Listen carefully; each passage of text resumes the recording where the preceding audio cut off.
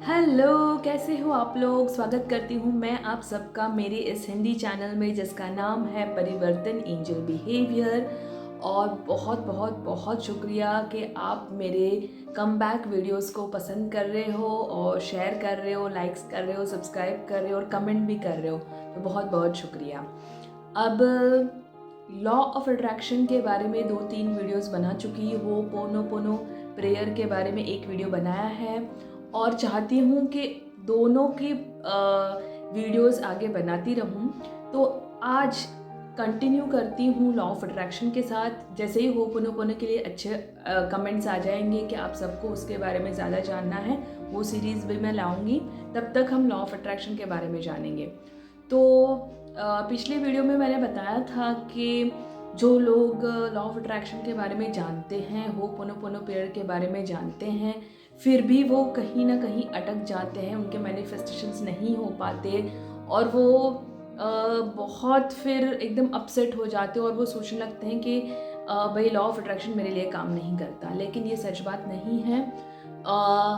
तो मैंने 2-3 आपको क्लू दिए थे, 2-3 आपको सजेशंस दिए थे, एडवाइस दी थी कि आप कैसे उससे बाहर आ सकते हैं। पहला था gratitude is the best attitude, या फिर आप जैसे कंसिस्टेंसी इज़ द की, कुछ ना कुछ आपको जो पसंद है आपको उसको कंटिन्यू करना ही करना है। तभी जाके एक लेवल आएगा कि आप उस जो अपसेट वाले या लो फेज से उससे बाहर आ पाओगे। तो आज मैं डिस्कस करना चाहूँगी कि जैसे ग्रैटिट्यूड लिखना ज़रूरी है, जैसे आप स्क्रिप्टिंग करना ज़रूरी है, आपके फ्यूचर को प्रेजेंट टेंस में लिखना ज़रूरी है, उतना ही ज़रूरी है लेट गो करना।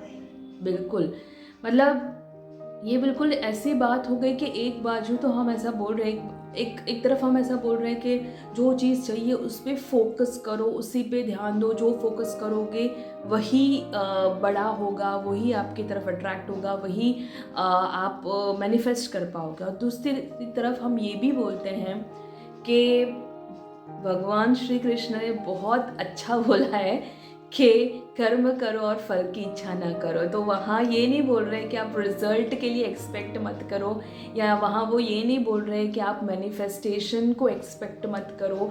ये बोल रहे हैं कि आप बस इंस्पायर्ड एक्शन लेते रहो, आप बस ग्रेटिट्यूड लिखते रहो या अफर्मेशंस करते रहो या उस पर फोकस करते रहो, लेकिन फल की इच्छा ना करो। मतलब लेट गो करो, उससे डिटैच हो जाओ। अटैच हो गए तो एंशियसनेस बढ़ेगी, क्वेश्चन मार्क आएंगे, डाउट्स आएंगे, कब आएगा, कैसे आएगा, अभी तक नहीं आया, वो सारे सवाल मंडराते रहेंगे आपके इर्द गिर्द और आप हमेशा दुखी रहोगे।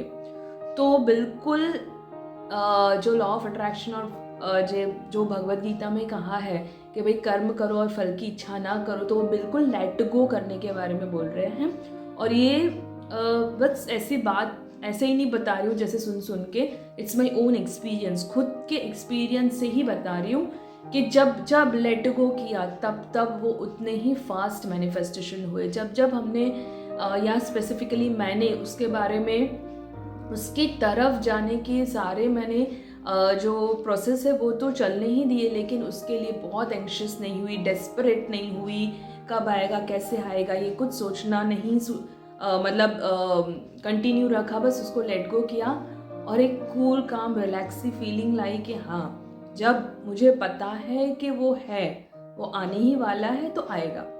आई विल गिव सम टाइम और मैं पेशेंस रखूँगी। और जब लेट गो किया और दूसरा जो डेली काम है उसमें ध्यान दिया, उसको एंजॉय करने लगी, हैप्पी रहने लगी, तो जो मैनिफेस्टेशंस चाहिए थे उसके साथ साथ और भी अच्छे वाले मैनिफेस्टेशंस आने लगे। तो लेट गो बहुत ज़रूरी है। और मुझे पता है काफ़ी लोगों को ये बहुत ही कॉन्ट्राडिक्टरी स्टेटमेंट लगता है कि फोकस भी करो लेट गो भी करो, हाउ इट इज़ पॉसिबल, कैसे हो सकता है, लेकिन हो सकता है। जैसे फॉर एग्जाम्पल पूरे दिन में आपने अगर सपोज आप मेडिटेशन कर रहे हो या अफर्मेशंस लिख रहे हो या ग्रैटिट्यूड लिख रहे हो, तो जब लिख रहे हो तब किसी और के बारे में मत सोचो या कोई डाउट मत लाओ। जब लिख रहे हो कि I am really very happy and grateful, I am really very blessed for all the money in my life, for my life partner, for my kids, for the job, for perfect health, पर मतलब abundant wealth. जब वो लिख रहे हो तो उसमें involve हो जाओ 110%। तब ये मत सोचो कैसे आएगा लाइफ पार्टनर, कैसे आएगा पैसा, तब ये मत सोचो जॉब कहाँ से आएगी। बस उस टाइम पे, उस वक्त स्क्रिप्टिंग करते समय, अफर्मेशन लिखते समय उस पर फोकस करो। फिर उतने लिखने के बाद डिटैच हो जाओ। डिटैच कैसे होना है? पूरे दिन लॉ ऑफ अट्रैक्शन के लिए अफर्मेशंस, टेक्निक्स और मेडिटेशन नहीं करते बैठोगे। आप अपने जॉब पे जाओगे, खाना बनाओगे, खाना खाओगे, फ्रेंड्स के साथ जाओगे, घूमने जाओगे, एक्सरसाइज करोगे, सो जाओगे, फिर मूवीज़ देखोगे, फिर फिल्म्स देखोगे, फिर गप्पे करोगे, गॉसिपिंग करोगे, कितनी सारी चीज़ें हैं करने के लिए। So that is detachment. आप तब नहीं सोच रहे गॉसिपिंग करते समय कि कब आएगा, मैंने अफर्मेशन सुबह डाला है, शाम तक आ जाना चाहिए। यू नो लाइक अभी जैसे आज ऑनलाइन डिलीवरी हो रही है हर रोज़, लाइक कुछ सुबह ऑर्डर किया, शाम को आ रहा है, 2 दिन बाद आ रहा है, 3 दिन बाद आ रहा है।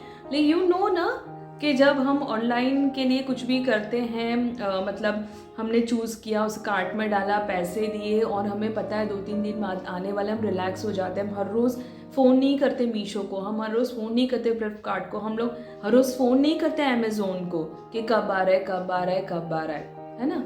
वो आ जाता है। कभी कभी डिले होता है, कभी कभी वो पीछे भी वापस भी चला जाता है, सब कुछ होता है, but we know that this is for due some reasons. So वो रीजन्स होते हैं। So let go is very important, as important as focusing on your manifestation.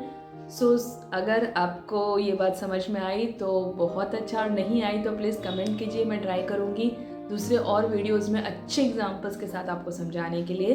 So thank you so much, और मेरे चैनल को like करने के लिए, subscribe करने के लिए और कमेंट्स करने के लिए थैंक यू सो मच।